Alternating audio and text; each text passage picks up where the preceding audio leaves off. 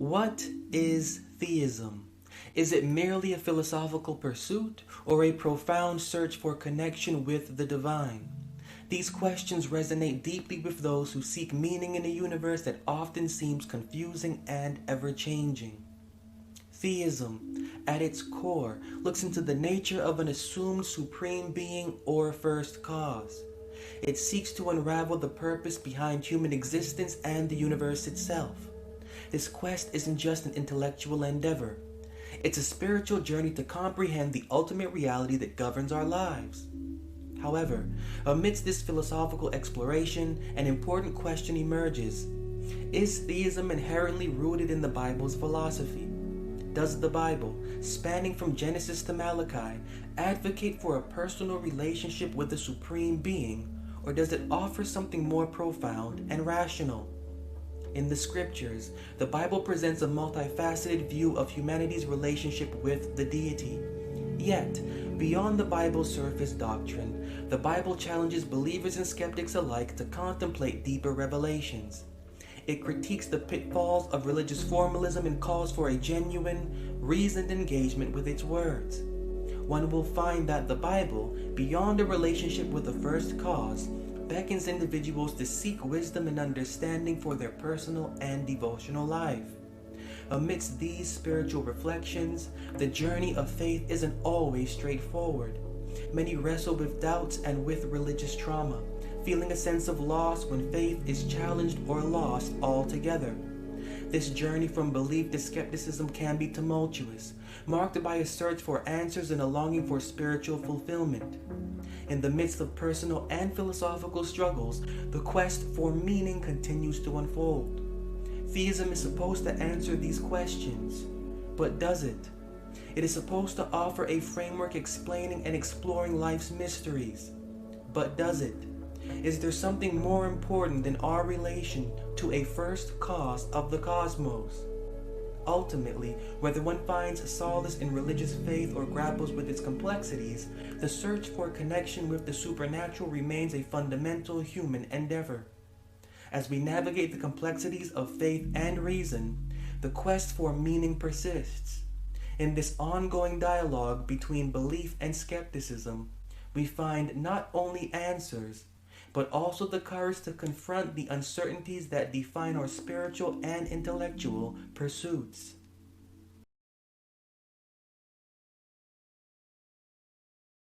Concerning the process that we are going through in our devotional conversation, where we are waking up to an experience that is contrary to the traditional experience that we have come to know, to just set the record straight concerning the type of trauma that may be felt or that is felt associated to that new experience, the seed of that, what that seed is, where that seed comes from, and that seed is crisis. That seed is crisis. There's always a crisis that's fundamental to whatever type of awakening, to whatever type of movement, to whatever type of closure is needed, for which we're not getting. And so the movement is now geared towards, I can't stay here. The more that I stay here, the longer I stay here, I'm going to be frustrated because none of this makes sense. It makes sense to an extent, and yet to that extent, it stops making sense because there's no rationale behind it. There's no reality behind it. And most importantly, what is not so easily verbalized is that I am not involved. I am not in the experience. Spending energy for some invisible deity, doing physical routines, acts, rituals, baptisms, believing on theories, so on and so forth. But doing all of that is a lot of energy spent. And the return of being a human being, the return that we're going to need, it's not always going to be human stimulus, as we will find out in our journey eventually. We're going to need mental fuel. We're going to need what these scriptures call refreshing. We're going to need rest. And rest, the Hebrew connotation for the term rest, is spiritual rejuvenation. It's actually high mental activity. Rest to the Bible is high mental activity. It is not literal lethargy. So when our devotional conversation is actually missing rest, which the scriptures and the philosophy therein say is a major component to the growth and to the development of the devotional conversation and its experience, when it is lacking rest, when it is lacking the refreshing necessary for its conscience, our devotional conversation's character I'm referencing, we are going to become dissonant, and the experience is going to become overwhelmingly boring and unrealistic. That's going to take a very, very sharp turn, and we are going to process that however we're going to process that. There's a number of routes, and what I want to show through the studies, or have shown, what I'm glad that I did show, is that atheism is not the number one route. It may be split 50-50. Atheism is not the number one route. The studies show that a majority of individuals that are going through this process of waking up from the entrapment that their devotional experience has been confined to, that they have been held within, they don't move away from the scriptures. They don't move away. They actually draw further into it. Now, the next step for drawing further into it, that's a whole nother thing, but the inclination is not to sort of cut off self from everything, sort of only to cut self off from the denominated understanding, from the denominated experience, to then spiritualize the experience, to then look at it more philosophically. That's what a majority of the studies show. And yet when we, at least when I, look out and have conversations with other individuals that would call themselves agnostic or would call themselves atheist, and I love to have conversations with atheists, because the one thing that I like to ask them is, since you're an atheist, have you ever been a theist? And then it goes dead silent. It goes dead silent because it's never really factored in what theism is. So that's what I want to do right now. What I want to do is I want to look at what theism is, because if you're going to walk around now and call yourself an atheist, are you theist? Have you ever been? Do you know what that is? So we're going to look at what theism is, and then we're actually going to look at what the Bible is. Is theism a reflection of the Bible? Is the Bible a reflection of theism? Now, we don't know these terms. Bible is a term in and of itself. We don't know these terms. We don't know their contexts. We simply know the denominated understanding affiliated with them. And so we affiliate ourselves with them because we assume, or we have a belief, or we have an opinion, or we have a denominated stance, or we have a non-denominated stance. So what we're going to do is we're going to look at what is theism, and then we're going to see, does theism match with the Bible? Does the Bible match with what we assume theism is? Because the root of the problem is, we assume, is a theistic worldview. Because something is going on with our experience. Somehow, some way, there must be something wrong with what is going on within the scriptures. Because what's going on within the scriptures is being promoted and marketed by what is supposedly quote unquote theism. We want to see this. Is this true? Is the Bible marketing theism? Is theism marketing the Bible? We want to look at this. Before getting into theism and how theism matches up with the Bible and how the Bible matches up with theism, I want to look at some research conducted on the experience or the thought process along with the experience of individuals that are having a frustration with their Christian belief. And this article is coming from an individual that conducted this research. And in this research, they're looking at what led these individuals psychologically to now move away from their fundamental Christian belief to atheism. All participants in this study began their journey from Christian fundamentalism to atheism by having doubts, asking questions, and conducting an investigation, which eventually resulted in a loss of faith and adoption of atheism. However, this outcome was not anticipated at the beginning of their exploration. A few of the participants even stated that their faith had been ripped away or taken from them. In Riley's words, "I just didn't understand what I was supposed to do because I had nothing when I grew up. Then religion gave me everything, and then I took it away, or it took itself away from me.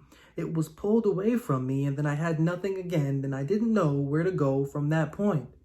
Nearly all of the participants reported a sense of loss associated with their apostasy, quote unquote apostasy, I put that in quotes, a loss that was accentuated by their perceived lack of choice in losing their faith and an inability to return to their previous state of belief. Nevertheless, given the results of their investigations, they described their abandonment of belief as unfortunate but necessary. The desire to return to faith, expressed by half the participants, occurred for various reasons.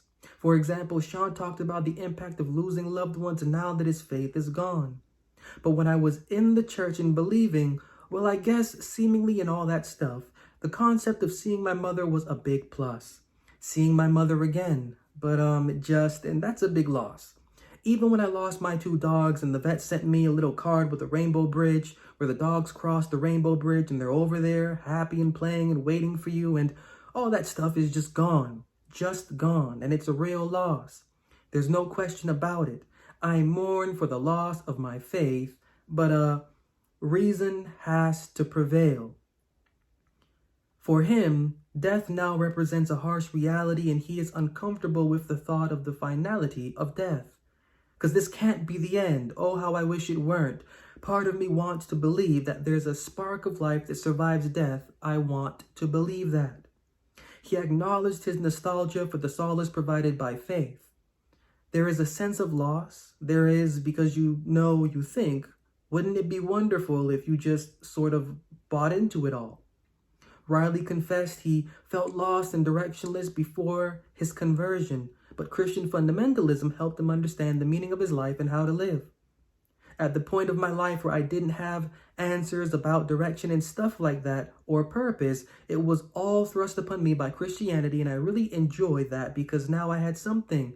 Before I had nothing. I didn't know what to do with myself. I didn't know what made for a moral person or a good person or direction in life or purpose in life. And these things were thrust upon me, and I really enjoyed that. Listen to that language. They were thrust upon me, and I enjoyed that. Christian fundamentalism had become so intertwined with his core identity that leaving was a wrenching experience. All the answers bestowed on him by his faith fell away. He found himself in crisis, becoming nihilistic, and once again asking, what is my purpose? What is my purpose? He too expressed nostalgia for his previous state of belief. I would love to hold on to the same kind of things that people hold on to, but I can't. He further remarked on the permanence of his loss. I don't think I'll ever get back to it. I'd love to be able to get back to it, but it doesn't make any sense to me. Ryan reflected on the pain of his loss and his desire at times to recover the benefits of his belief. I often wish I could go back because there was a nice, even though I lived through a lot of years in cognitive dissonance, there was always that nice warm fuzzy feeling that you were going to live forever and be forgiven and get your white robe and be recreated to be perfect and everything was going to be good. Of course, now that his faith is gone, all those comforts are gone with it. Although he did not see a way of returning to the church while preserving intellectual honesty, he also indicated that atheism is not necessarily the end he had desired. He expressed his regret poignantly. It's a beautiful story. And I still have a couple of friends in the academy that I talk to, and I just say, trust me, if it was true, I would love it to be true. I would love it to be true. Now, before getting into theism, what theism is and how theism reflects on the Bible, how the Bible reflects on theism, I wanted to just point this research out. Because when we are having that experience of that shift, the shift in mindset, the shift in devotional consciousness, the feeling that is going on there, it's definitely expressed here. What is thrust upon this individual, what was thrust upon them was consciousness. Consciousness was thrown their way and they accepted it. They loved it. The level of consciousness that the religion gave them, it made them comfortable. Something happened though. Something happened and then it started to not make sense. Something happened and the something that happened was that consciousness was awakening.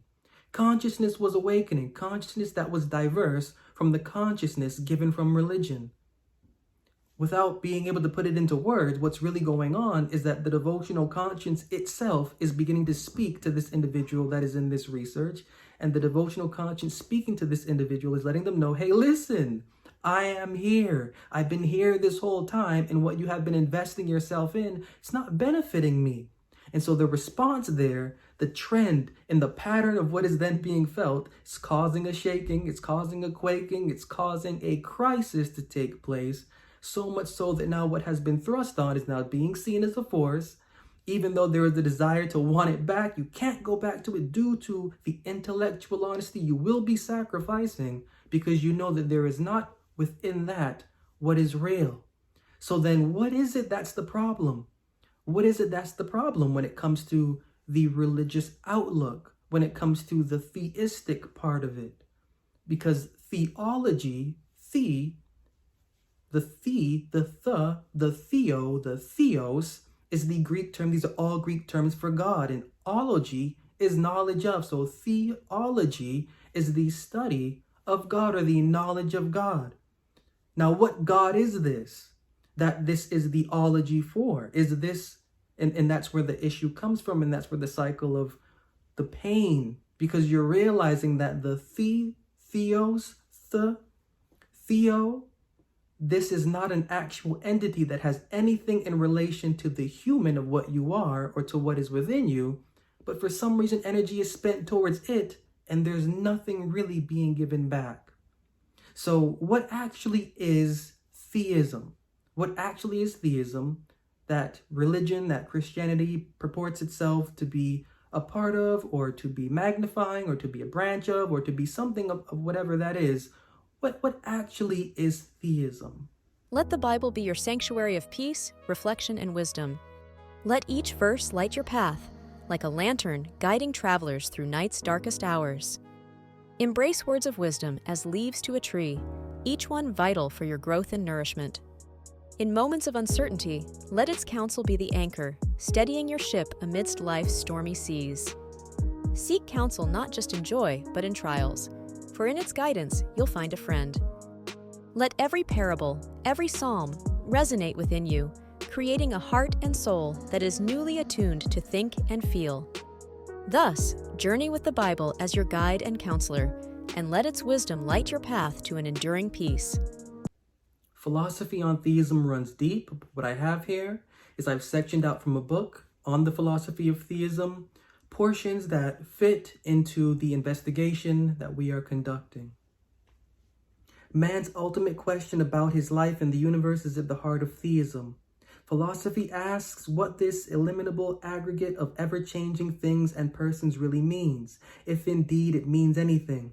What is the deepest and truest interpretation that can be put by me upon the world in which I found myself participating when I became percipient, and with which I have been in contact or collision ever since I began to live? Ought a benign meaning or a malign meaning be to be put upon it? This is surely the most human question that can be raised. No man can avoid giving some sort of response to it in the motives of his life, if not in philosophic thought. In what sort of universe divine or diabolic or indifferent, and for what purpose, if any, am I existing consciously? What is the deepest and truest meaning of this ever-changing universe in which I am now struggling? What the origin and the outcome of its endless flux? Is the universal power perfectly reasonable and morally trustworthy? Or is the whole morally chaotic and misleading, with only transitory semblance of even physical order? Or must I remain ever ignorant and therefore unable to adopt either of those alternatives? It is this problem of the ultimate meaning and purpose of the human life in the universe, or whether indeed there is any purpose in it, that I find at the heart of the subject that has been entrusted to me for free but always reverential discussion. As regards the proposed matter of inquiry, it seems to concern an object that is absolutely unique. It cannot be made visible or tangible, nor is it even finite, as objects studied in natural science are, and as the word object seems to imply. This unique object, if object it may be called, is thus spoken of in the deed of foundation, God, the infinite, the all, the first and only cause, the one and the sole substance, the sole reality, the sole existence, more particularly the nature and attributes of God, and the realtor, as it is sometimes said, they may be of no religion, or they may be called skeptics, agnostics, or free thinkers, it being desirable that the subject be promoted and illustrated by different minds. Finally, the Code of Directions suggests that a broad social purpose of utility is to be kept in view throughout the inquiry. This is indeed the chief end of those lectureships on natural theology in the widest sense of the term. It is intellectual enlargement for a human and practical purpose. One finds what follows. I have been for many years deeply and firmly convinced that the true knowledge of God, that is, of the being, nature, and attributes of the infinite, of the all, of the first and only cause, the only substance and being, and the true and only felt, not mere nominal knowledge of the relations of man and of the universe to him, being, I say, convinced that this knowledge, when felt and acted on, is the means of man's highest well-being and the security of his upward progress. So all of that articulates what theism is. But I've broken that down into five principles, 5 points. So what is theism about? Number 1, the answer to the problem of the ultimate meaning and purpose of human life in the universe, or whether indeed there is any purpose in it. What is theism about? Number 2, the answer to the ultimate origin and intention behind the ever-changing universe. The answer to the type, number 3, of being assumed to be over and ever present within, above, and beyond the universe. Number 4, an answer to the object that is absolutely unique, who is God, the infinite, the all, the first and only cause, the one and the sole substance, the sole reality, and the sole existence. Number 5, an answer to the relations of man and of the universe to him. So these 5 points, these 5 principles, they actively break down what theism is about. Now, when you think about Christianity, when you think about your denominations and your denominated understanding of what Christianity is and of what religion is, does any of that have anything to do with this at all? Because in this, there's really, in the truest, the purest sense of what theism is, there's nothing about a dying and rising deity. There's nothing about the need to transubstantiate wine for blood and a wafer for a body. There's nothing about idolizing a central figure for a religion. There's nothing about sacraments or anything like that. So when you think about what the concept of theism is, these principles, when you think about what the concept of your denominated understanding or opinionated denominated understanding or inherited religious understanding or self-cultivated religious understanding, harping back to what theism is as a subject, and then to what we are given and fed by the quote-unquote experts or by the seminary trained or by the ones from the rabbinical schools, what we are given, it's not actually matching up to the philosophy of which this is supposed to be talking about. The actual philosophy itself is on a completely another level than what we're actually given. So the philosophy itself of theism, it's on a completely different thing. What has happened is that theism has been combined with an ology. So now when you combine theism, which these 5 principles are, when you combine all of these principles with an ology, and an ology is a branch of learning or a science of learning, when you combine these 5 principles with a science of learning, well, now you have the ability to invent to yourself attributes to that deity, a sketch to that deity, a name to that deity, or should I say to that being. All of a sudden that being now, it stops becoming a being and a substance, and then it just goes on to becoming a deity, of which deity has a name. And all of the attributes, all of these principles get placed into the ology. The ology then becomes theology, and theology then becomes the study of an invented deity and the script attached to that deity, while really never seemingly going back and tracing back to the original philosophical question of what theism is, yet taking the question of what theism is and placing it into the branch of theology now, and now theology becomes the study of man's relation in regard to their relation to the deity of which that theos is. There are many theoses. Theos is the name of the Greek term for God, yes, but there are many theoses. Theology is the ology of theos. So there are many theoses. There are many thees. There are many theos. When we get into theology, we're looking at the branch and the study of how theo is, and depending on where we are in the world and how we are living in the world and who the power structure is, theos is going to take on an identity particular to that. And the study of that is what that's going to be.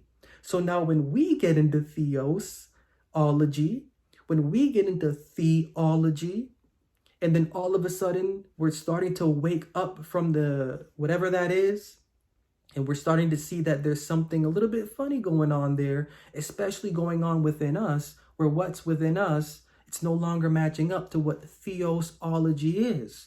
Something within us is realizing that whatever theo is in that ology, it's really not the reality. And so that's the shake.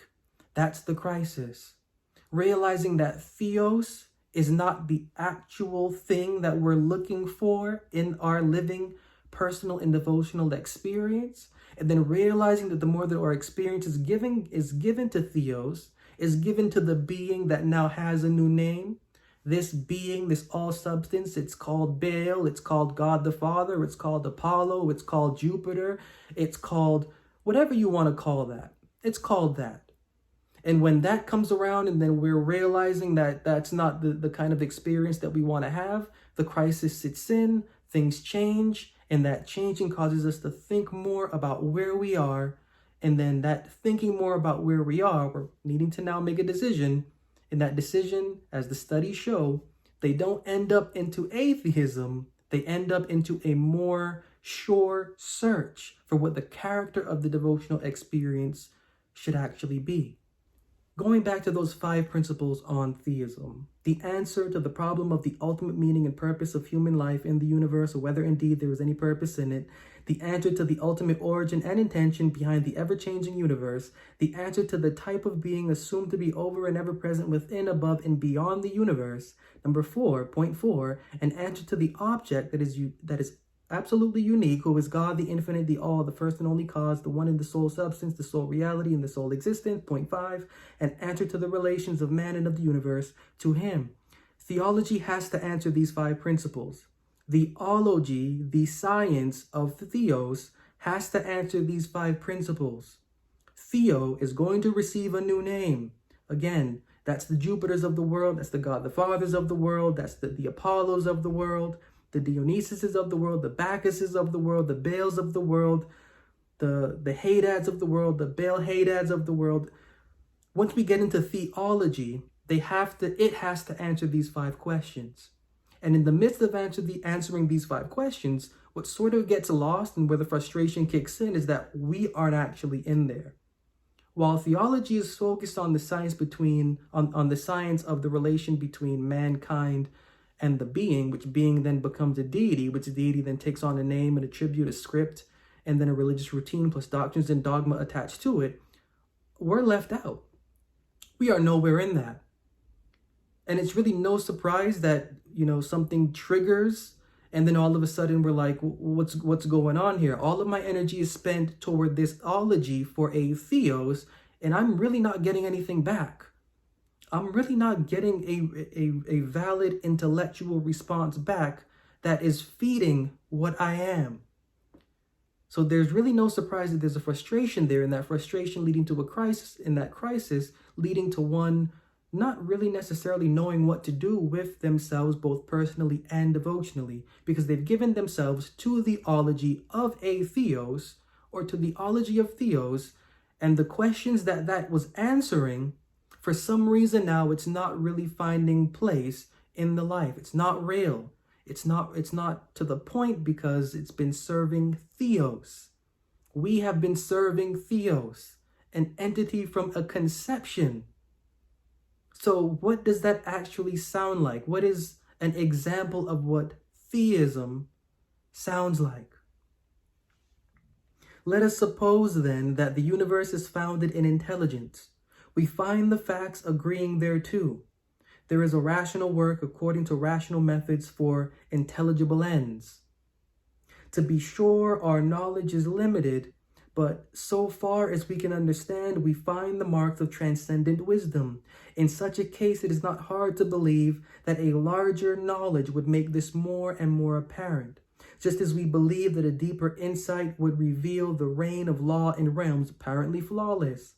Let us next make the opposite assumption that the universe is founded in non-intelligence. Now nothing is what we should expect. We find an irrational power doing irrational work. An unconscious power produces consciousness. Non-intelligence produces intelligence. Necessity produces freedom. The non-purposive works apparently for purpose. The unexpected meets us at every turn. The facts appear in irreconcilable and growing hostility to the hypothesis. There is no need to pursue these considerations. It seems plain, one, that the belief in a free and intelligent ground of things is as well founded as an objective belief, whatever, and two, that this belief is one which enters so intimately into our mental life that philosophy and science, and even rationality itself, stand or fall with it.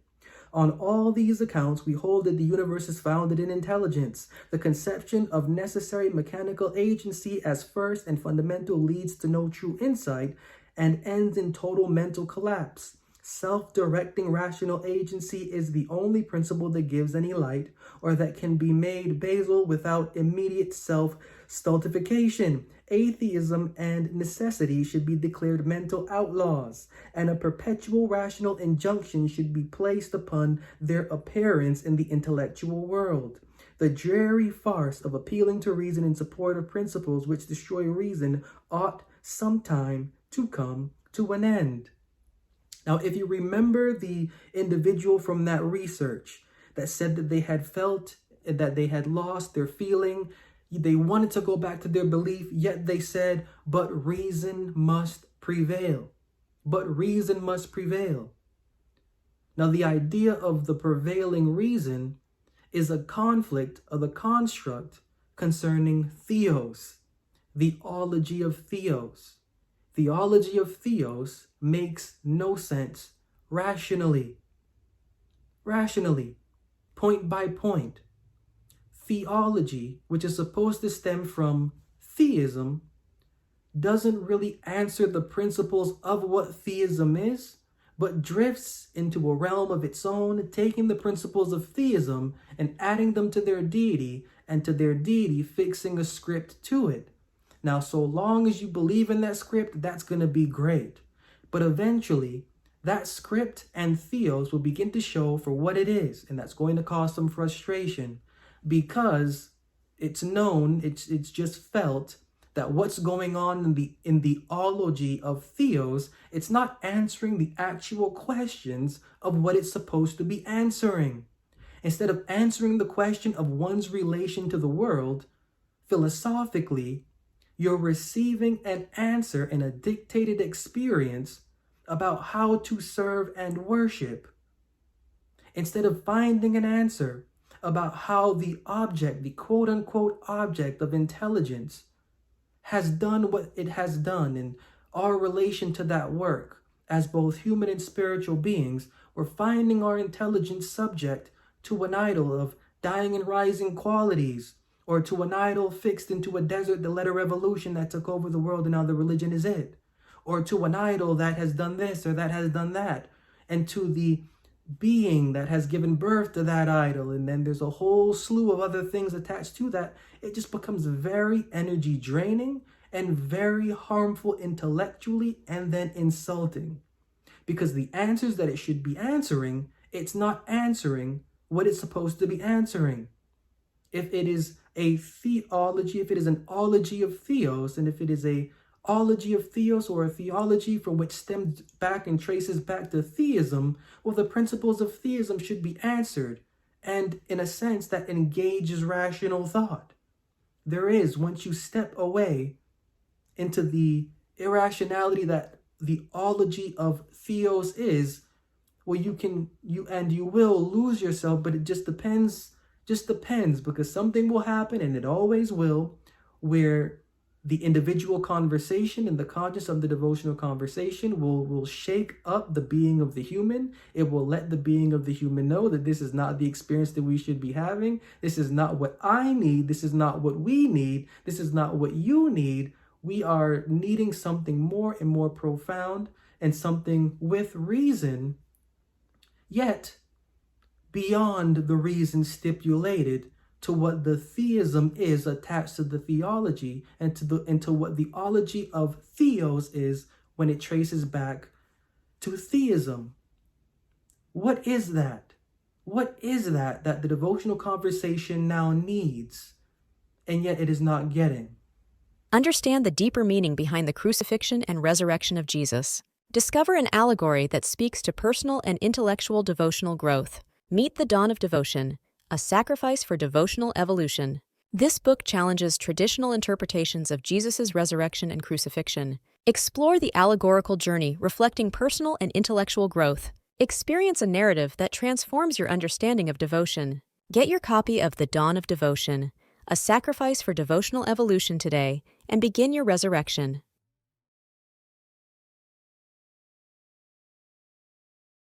So we've seen what theism gives an answer to. We've seen what theism is about.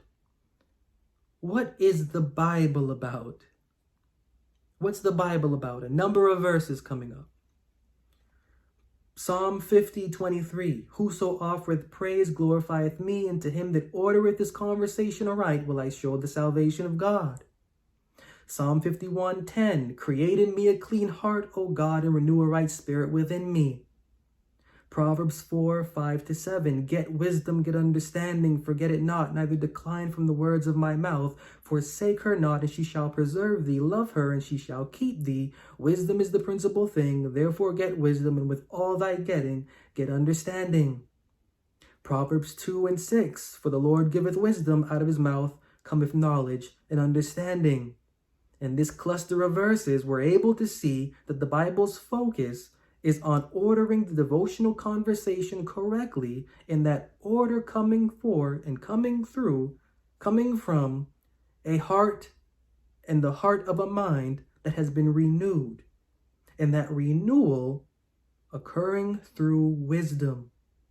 Hosea 6:6. For I desired mercy and not sacrifice, and the knowledge of God more than burnt offerings. Amos 5:21-23. I despise your feast days, and I will not smell your solemn assemblies. Though you offer me burnt offerings and your meat offerings, I will not accept them, neither will I regard the peace offerings of your fat beasts. Take thou away from me the noise of thy songs, for I will not hear the melody of thy violins. These verses allowing us to understand that there is more than ritual, there is more than rite, there is more than routine, there is more than tradition, there is more than baptism when it comes to what the Bible is about. Isaiah 1:18. Come now and let us reason together. We're looking for reason, right? Reason must prevail, right? I thought that was the cry of the atheist. Isaiah 1:18. Come now and let us reason together, saith the Lord. Though your sins be as scarlet, they shall be as white as snow. Though they be red like crimson, they shall be what? They shall be as wool. Isaiah 43:26-28. Put me in remembrance. Again, put me in remembrance. Let us plead together. Let us plead together. Declare thou that thou mayest be justified. Thy first father hath sinned, and thy teachers have transgressed against me. Therefore have I profaned the princes of the sanctuary, and have given Jacob to the curse, and Israel to reproaches. Isaiah 29:13. Wherefore the Lord said, forasmuch as this people draw near me with their mouth, and with their lips do honor me, but have removed their heart far from me, and their fear toward me is taught by the precept of men. Now, just as I did for theism, summed up those points, what is the Bible about? 6-7 points. What's the Bible about? Creation from within the spirit or heart of the mind, point 1.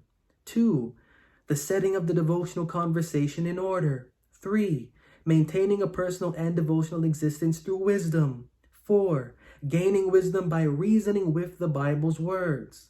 5, the error of priesthood. the construction thereof, the government thereof, the agenda thereof, of priesthood. 6, the error of religious law and religious routine. And then 7, the error within organized religion. As we see from Isaiah 43, 26 to 28, it is because of the error of the priesthood and the movement of their desire for religious law that quote unquote God has corrupted their doctrines. Going back to Isaiah 43, verse 28, therefore have I profaned the princes and the sanctuary, and have given Jacob to the curse and Israel to reproaches. So what we can see is that when we line up theism and the principles of theism, and we line up theism with the principles of the Bible, and the principles of the Bible with the principles of theism, they are completely, honestly, two different things. While theism is the searching and the finding for mankind's relationship with the quote-unquote being, well, the Bible is about the individual devotional conversation finding a relationship with itself. And then from the individual devotional conversation finding a relationship with itself, extending that relationship towards a marriage for the individual being of the human to now understand itself through the wisdom gained from understanding the character of the devotional conscience. The Bible's philosophy is about resurrecting the human being. The resurrection of the human being cannot take place without the resurrection of the devotional conscience. The devotional conscience cannot find resurrection without words, and words specifically tailored and catered to its experience, which words are tailored and catered through the scriptures. Genesis to Malachi, the philosophy therein, it is generated for the growth and the development of the devotional conversation and of the being of the human, of the personal and the devotional life. If you study the Bible clearly and closely, there is absolutely nothing within the scriptures within it. Not talking about the surface, because the surface is a script that is written the way that it is written for a specific reason. The underlying philosophy of which these verses point out and of which these 7 principles highlight, when you go through the scriptures, Genesis to Malachi, you will find a philosophy of awakening the conscience of the devotional conversation, so that that awakening of the conscience of the devotional conversation can transfer over to the being of the human. This is what allows the being of the human and the devotional conversation's character to marry. This marriage makes life pleasurable. This pleasurable marriage and this experience allows the individual to know that there is something more and greater and beyond their own self, a living mind of a living God at the center of the scriptures. This living mind is what the individual is supposed to connect to through the experience. But that experience can't take place without the lie of what religion is. This entire existence that we have, the blueprint, its blueprint is religion. And I'm sticking specifically to this realm of which I am attached. The blueprint of this life of which we are born to, the blueprint, and make that more specific, the blueprint to which our devotional conversation is born to is religion. It's born and entrapped within it.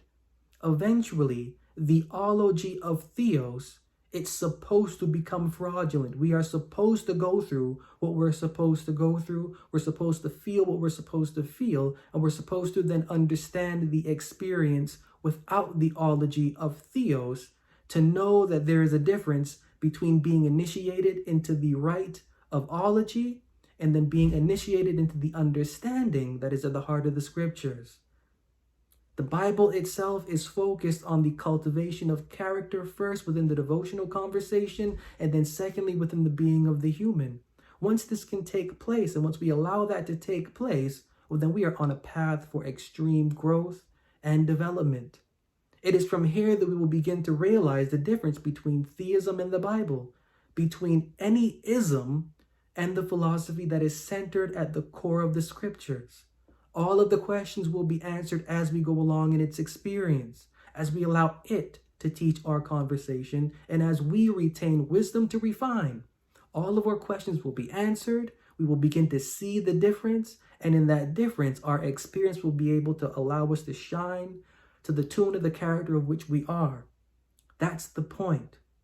So when you line up theism, when you actually see what theism is, and then when you see the branch of what theism comes out to be in its concoction of theology, and then when you see what the Bible is lined up to that, the Bible's very different. And the misconceptions that we have due to what theology of theos is, and then due to what theism is, we really have to take a step back from our experience and separate ourselves from our experience to allow our devotional conscience to live and to allow its character to take the breath that it needs to take in order for it to take the next step that it knows that it needs to take, so that our human being can find the experience that it's supposed to have. So when we are able to go through that, when we are able to do that, when we are able to simply just let our experience, not forgetting the past means something, but allowing that to be a form of wisdom to fuel our investigation and examination into what the philosophy of the scriptures actually is, we will understand and we will find out that there is nothing of theology attached to the Bible. There is nothing of theism attached to the Bible. On the surface, once we are able to penetrate, we will then begin to see the philosophical culture that the authors of the scriptures are getting at, which is a culture of being renewed. Renewed, of course, as a being of human, yes, but not primarily, because that's not how that works. Theology tries to solve that. The stimulus given from theology is that. Renew the being of your human through rite, ritual, belief, dogma, theory, so on and so forth. That's not that. That's going to grow tiring. Bible attacks the situation through the devotional conversation. The conscience of your devotional conversation is what's crying out for assistance. That's where the crisis is coming from. Let that have what it needs to have as an experience. Let that take in the wisdom it needs to take in. Let that have the voice that it needs to have, that it was suppressed through the previous experience. Under that, it was suppressed. Now let that have the air to breathe and the mind to think, and let that rationale do what it needs to do and go through what it needs to go through. Because the end of that is a revelation of the living mind, of the living God in our relationship. Not simply just to that, not simply just to one another, not simply just to ourselves, but to what is actually going on in this thing that we called life. Ever wonder if your faith truly reflects your experience? Discover the essence of a living and breathing faith in A Faith That Works. A Faith That Works challenges you to not just believe, but to act on your beliefs in a positive way. Cooperate with the Bible to cultivate a faith that doesn't just speak, but also acts. Give your faith the chance to shine. Your journey is unique. A Faith That Works encourages personal reflection to find your devotional essence. Deepen your connection with the Bible. Let its devotional character shine through your actions. Experience the transformative power of a book challenging you to examine your faith. Let it change you. Let it guide you. Embark on a journey to explore the depths of your beliefs. Let A Faith That Works be your compass.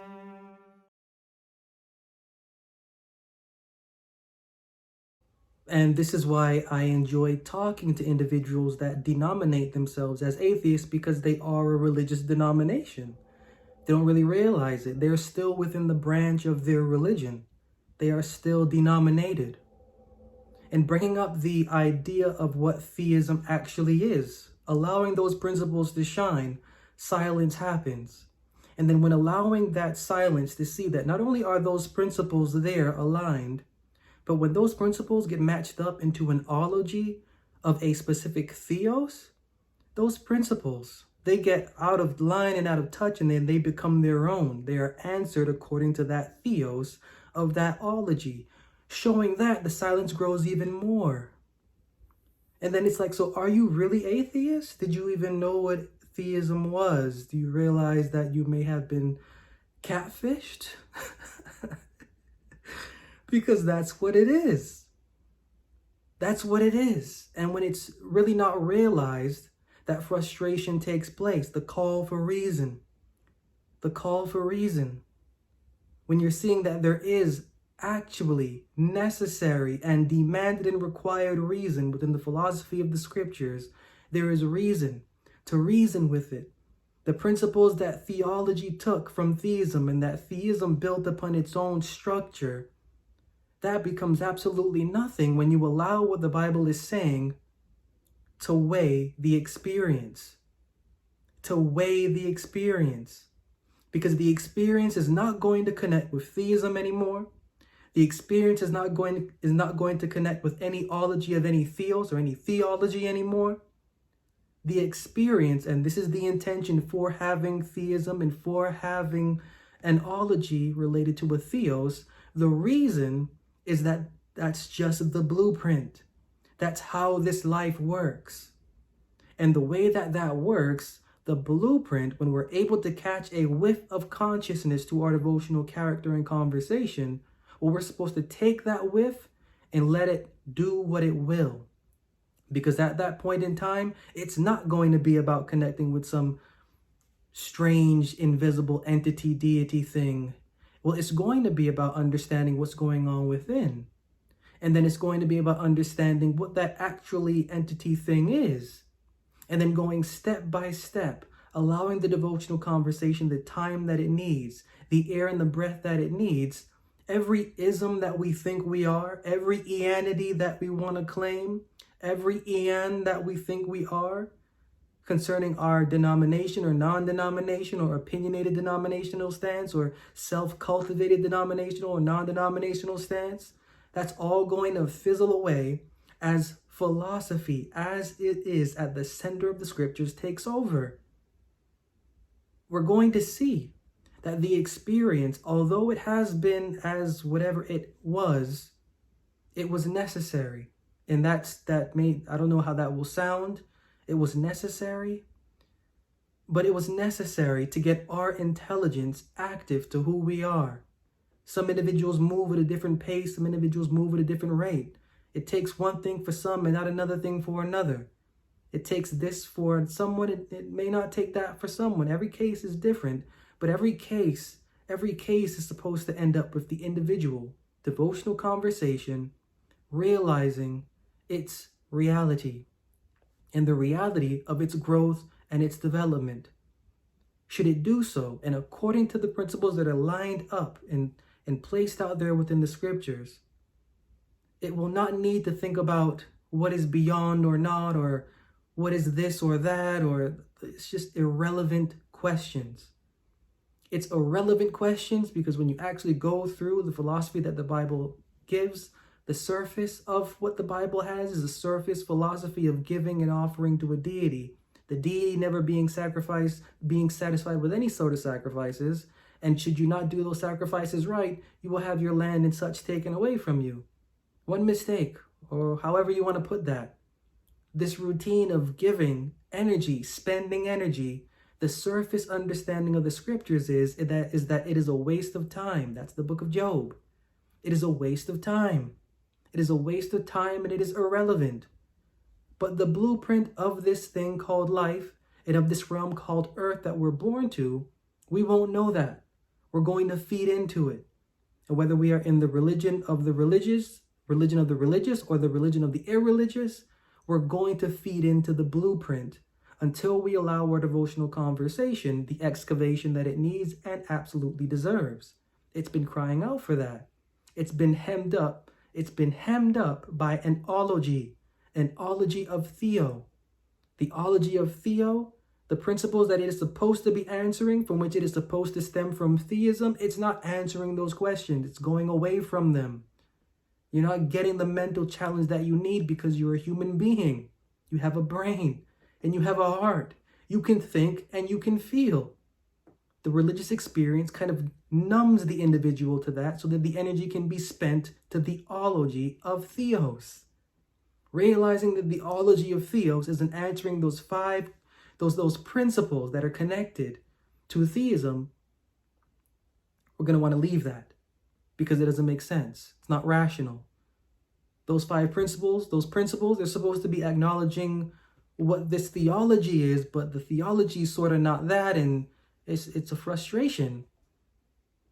Yet, and I'm glad that I showed that a number of studies, they do show that individuals that have this sort of deconversion and that they're going through this process, they do not go away. They do not go away from their devotional experience. It actually becomes a desire to plunge further into it and to allow its character to speak and to spread. Now, Bible We would do that on our own, sure. Bible would allow the individual to know that, sure, you've been in fraudulence, now retain understanding. This has been mischaracterizing me, now retain understanding. The more that we retain that understanding and we allow that understanding to reflect upon our experience and allow that experience to do what it needs to do and to have what it needs to have in a very wise way, the devotional conversation will grow to how it's supposed to grow, and everything and every question, every thought, every feeling, it will all come to fruition, and we will realize that at the heart of the Bible's philosophy, as I showed in those principles, is the regeneration and the recovery of everything that we are. Of everything that we are. Bible's philosophy doesn't want us to cling to it. There is no deity to cling to. We are supposed to cling to wisdom. I will write my law in their inward parts and in their hearts. It doesn't say, I will be their God, and then that's it. That comes after, right? I will write my law in their hearts and in their inward parts. Then they will be my people, and I will be their quote-unquote God. There's a process. There's a process. Every ology of theos skips the process, thereby it becomes frustrating to us. And that's all right. Let that frustration be. But we have to realize that there's a process of mental pruning and purging that has to go on in order for our devotional conversation to be as sane as it is supposed to be. So we have to take that. We have to allow that writing, we have to allow that engraving to go on as it is supposed to, and as that does, then we will be able to take our experience to where it's supposed to be taken, and we will be able to discern where next to envision, so that our fuel to understand what is going on in the scriptures, it never ends due to the pursuit of our cycle of rehashing the wisdom gained from the scriptures and then playing it out, and the cycle just continuing. Then and only then can we be able to get a ground for where we are supposed to be, not simply as a devotional creature, not simply as a human being, but again, in this life, in this thing that we call life,